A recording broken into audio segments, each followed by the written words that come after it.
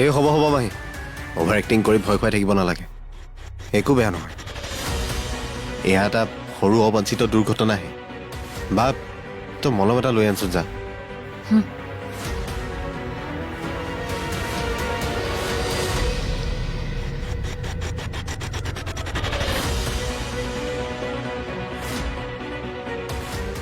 ঐ তই ইয়াত সঁচাকৈ সাৱধানে থাকিবি দেই, মোৰ ভয়ে লাগিছে তোৰ বাবে। মোৰো ভয়ে লাগিছে।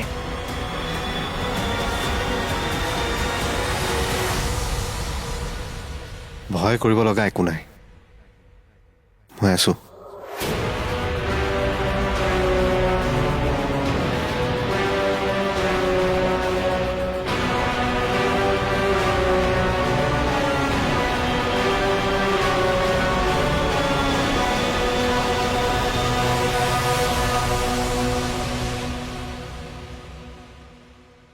বিয়াখনৰ বাবে ইমান টেনশ্যনত থাকিও ঘৰখনৰ আটায়ে যে নিজকে কেনেকৈ চম্ভালিছে দেখি বৰ বেয়া লাগিছে।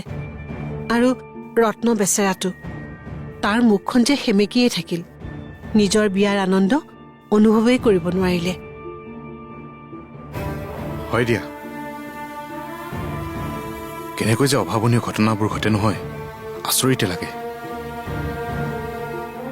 অমৰৰ লগতো যে এনেকুৱা হ'ব পাৰে মই ভবাই নাছিলো।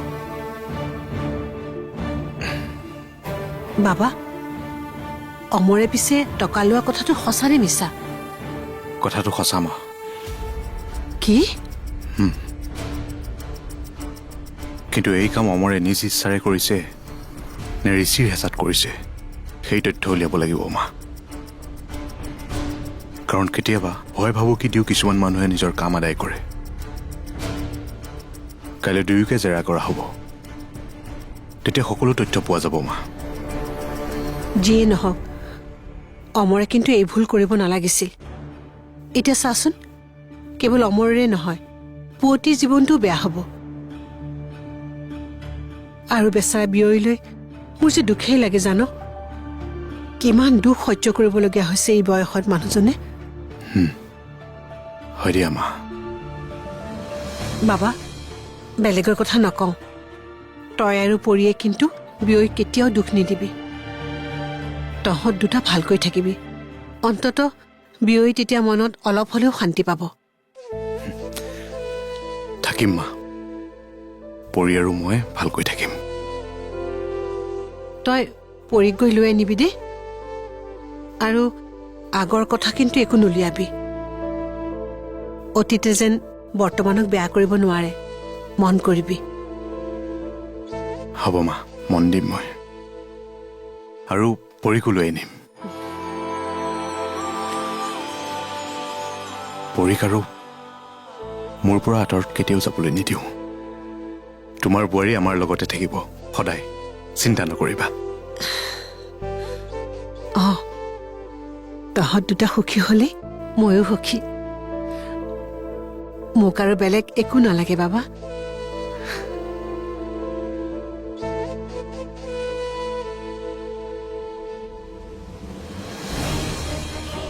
মিষ্টাৰ অমৰ, আপোনাৰ ইমান সহজ সৰল মুখখনৰ আঁৰত যে ইমান কৰাপ্টেড মানুহ এজন লুকাই আছে, বিশ্বাসেই কৰিব নোৱাৰি। তহঁতৰ দৰে অন্যায়ী মানুহৰ মুখা খোলাটো মোৰ জবেই নহয়, এয়া মোৰ প্ৰতিজ্ঞাও।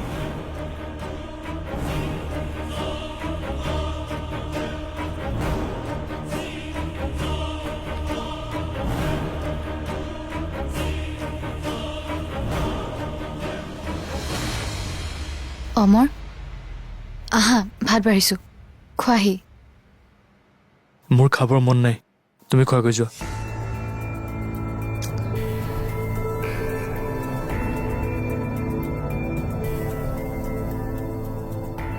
কষ্ট কৰি বনাইছো, ব'লা।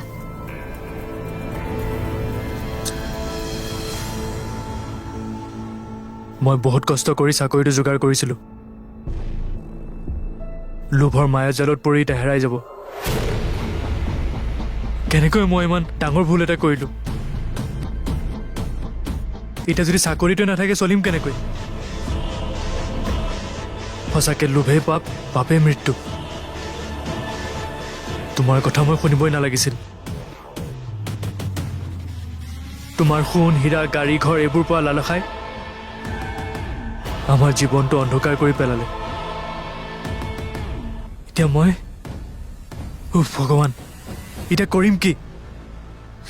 ছে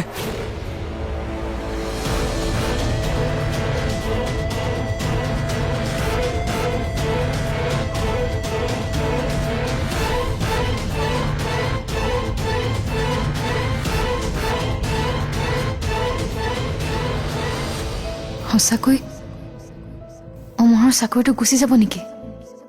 তাৰ চাকৰিটো গুচি গ'লে মোৰ কি হ'ব? আৰু মোৰ সপোনবোৰৰ কি হ'ব? অহ গড, তেনেকুৱা হ'লে মই মোৰ সপোনবোৰ কেনেকৈ পূৰাম?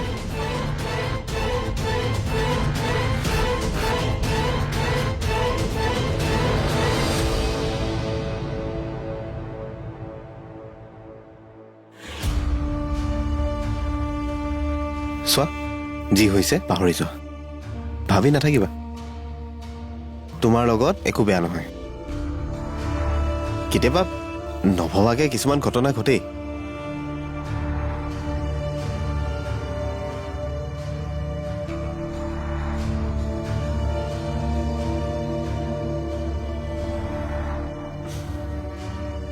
তুমি প্লিজ নিগেটিভলি নল'বা। চাওঁ, হাতখন দিয়া। দেখাইছে নেকি?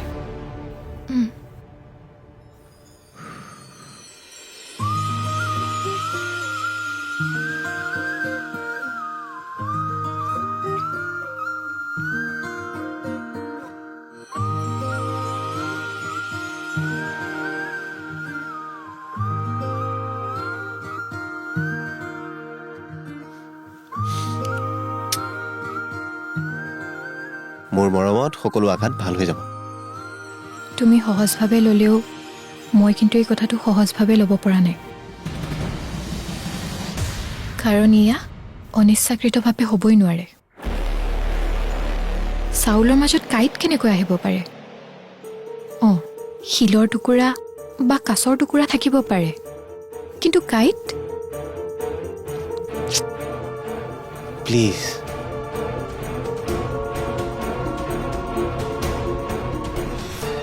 সেইবোৰ বাদ দিয়া নাই সংযুক্তা। সকলো কথা এৰি দিলে পিছত ময়ে গৈ সমস্যাত পৰিম। তোমাৰ সুন্দৰ বয়ে চাগে মোক ভাল নাপায়, সেয়ে মোক আঘাত কৰিবলৈ এনেকুৱা কৰিছে। হে, তেনেকুৱা কথা নক'বা। সুন্দৰ বৰ মন ইমান লেতেৰা কেতিয়াও নহয়। বৌ বহুত সহজ সৰল। এই বেয়া কথাবোৰ বৌয়ে ভাবিব নোৱাৰে। নাৰীৰ ভিতৰত থকা জেদ তুমি নাজানা।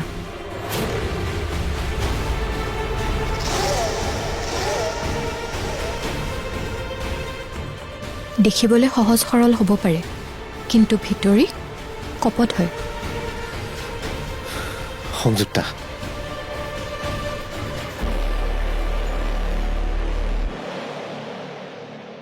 তোমাক মই অনুৰোধ কৰিছোঁ, বেয়া ভাৱবোৰ আঁতৰাই দিয়া। কাৰণ এবাৰ যদি কাৰোবাৰ প্ৰতি আৰম্ভণিতে বেয়া ভাৱ লোৱা, পাছতে কণ্ডলবোৰ হোৱাৰ চান্স থাকে। আৰু মই কণ্ডল বহুত বেয়া পাওঁ। সকলোৱে মৰমেৰে থকাটো বিচাৰোঁ। কণ্ডল কোনে ভাল পায়? ময়ো ভাল নাপাওঁ। সংযুক্তা চোৱা, কেতিয়াবা যদি কাৰোবাৰ লগত ঘৰত মনোমালিন্য হয়ো, প্লিজ কাজিয়া নকৰিবা। কথাবোৰ পাতি সমাধান কৰিবা। তোমাৰ সংযুক্তা নামৰ অৰ্থটো যেন তুমিও বহন কৰা, সেয়াই মই আশা কৰোঁ।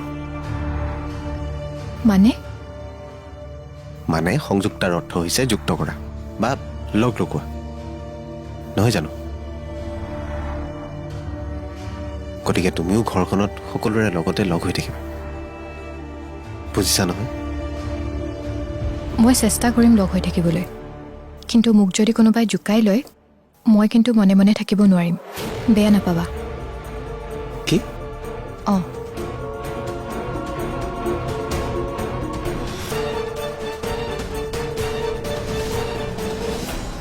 বঢ়িয়া। মোৰ প্লেন ছাকচেছ। সংযুক্তাৰ মনত বিষক্ৰিয়া আৰম্ভ হৈ গৈছে। ৰত্ন, তহঁতে কোনেও সুখত থাকিব নোৱাৰ। মোক এই ৰুমটোৰ পৰা উলিয়াই তহঁতে নিজে থাকি মোক কৰিডৰত থাকিব দিছ নহয়। পাপী শিক্ষা এতিয়া।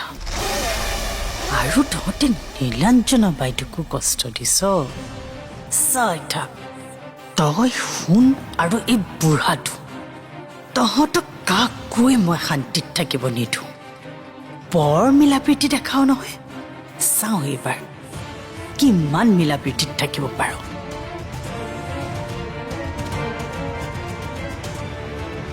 বাইদেউক ফোন কৰি সোনকালে কথাবোৰ জনাম, তেওঁ খুচ হৈ যাব। আৰু মোৰ বেগো টকাৰে ভৰি যাব।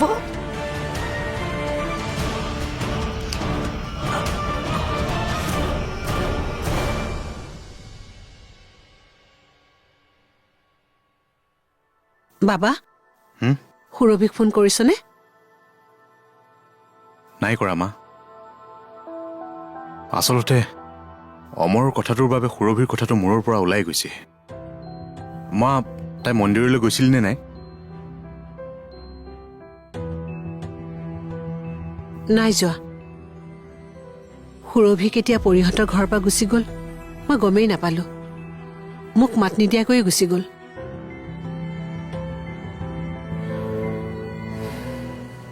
তাই চাগে পৰি অহা বুলি শুনি গুচি গৈছে মা।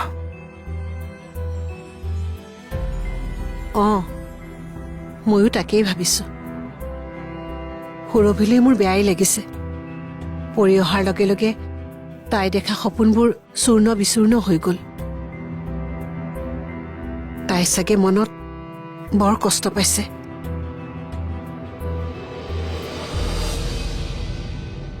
মনত কষ্ট পাইছে তাই, সেইকাৰণে তৰাৰ লগত মন্দিৰলৈ নগ'ল।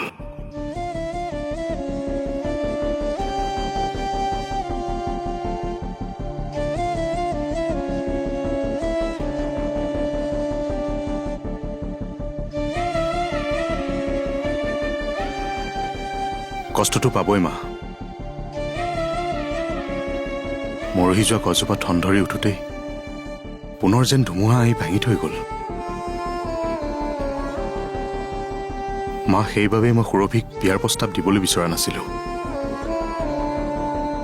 কাৰণ মোৰ মনে জানিছিল পৰি উভতি আহিবই। তুমিহে মোক বাধ্য কৰাইছিলা।